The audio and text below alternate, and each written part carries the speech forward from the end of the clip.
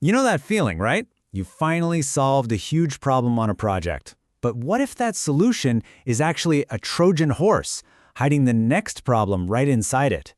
Well, today we're going to look beyond that obvious fix to uncover the hidden risks that can totally derail even the best laid plans.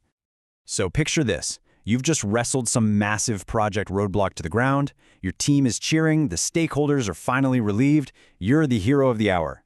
But while everyone else is celebrating, the really great project managers, they're already looking over their shoulder. Why? Because solving one problem is almost never the end of the story. A lot of times, it's just the beginning of the next one. So, what are we really talking about when we say project risk? Look, it's not just about sitting around and waiting for things to go sideways. The SST 101 study guide puts it perfectly. Real risk management is all about being proactive. It's about getting out ahead of problems to shrink their impact before they even have a chance to happen. And this image, well, it just illustrates the point perfectly. This isn't just a flow chart. Think of it as a map of all the potential failure points. Every single connection, every dependency, that's a place where uncertainty lives. So no matter how clean your plan looks on paper, risk is literally woven into the fabric of the work itself. All right, so to really unpack all this, we're going to follow the ripples of a single decision. We'll see how a solution can create a totally new problem versus just leaving a piece of the old one behind.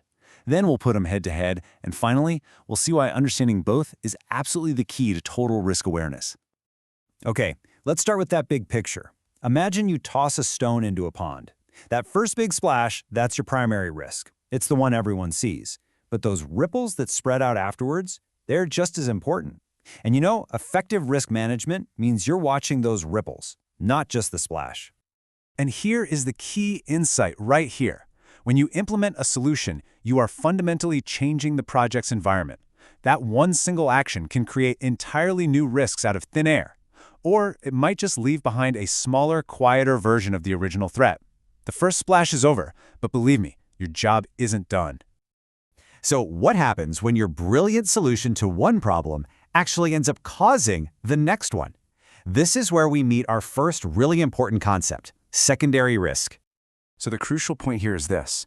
A secondary risk isn't the original problem wearing a new hat. Nope. It is a completely new risk, one that was born directly from the action you just took. It's the unintended, sort of downstream consequence of your solution. This lays out the chain of events perfectly. First, you spot a problem. Check. Then you implement your response. Check. But that very response becomes the cause of a brand new secondary problem. It's a direct cause and effect chain that we have to learn to anticipate. Let's make this really concrete. Say your main risk is that your trusted supplier might go out of business. So your response? You switch to a new, more stable supplier. Problem solved, right? Well, not quite. The secondary risk is that this new supplier is a total unknown. Their quality control might be awful. You've essentially just traded one risk for a completely different one. So that's what happens when you create a new risk. But what about the risks that aren't new at all? What do you call that little piece of the original problem that's just kind of left over no matter what you do? Well, that brings us to our second key concept, residual risk. In project management, we have a whole toolkit for responding to risk. We can try to mitigate it, lessen its impact. We can try to avoid it by changing the plan. We can even transfer it, maybe through insurance. But sometimes a risk, or at least part of it, just has to be accepted. And that act of acceptance is the real key to understanding residual risk. The best way to think of residual risk is as the leftover uncertainty. It's what's still there after you've thrown everything you possibly can at a problem. You haven't created a new threat, you've just shrunk the original one down to a level that you and the project team can consciously accept and decide to live with.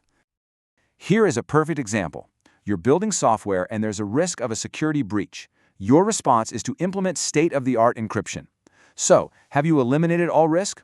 No, of course not. The residual risk is that tiny remaining chance that some hacker discovers a zero-day exploit that you couldn't possibly have predicted. The risk is way, way smaller, but it is not zero. Okay, so we've met the new risk and the leftover risk. Now let's put them side by side, just to make the distinction absolutely crystal clear. And here it is, the whole difference in a nutshell.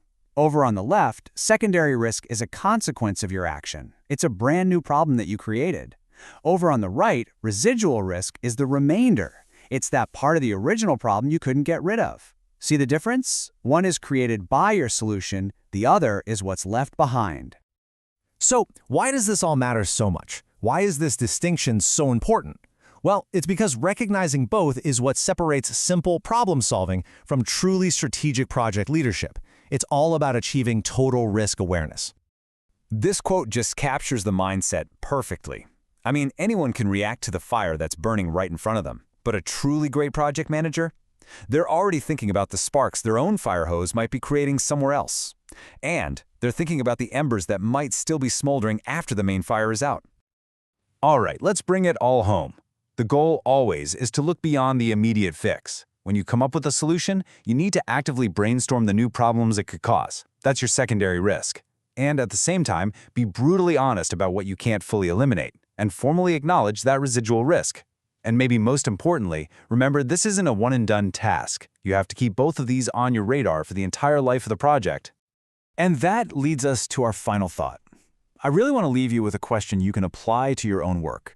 Take a hard look at the solutions you've put in place recently. What unintended consequences, what new problems might they have created, and what part of the original problem is still quietly lingering in the background? The answers to those questions, that's where true risk management really begins. Thanks so much for joining us for this explainer.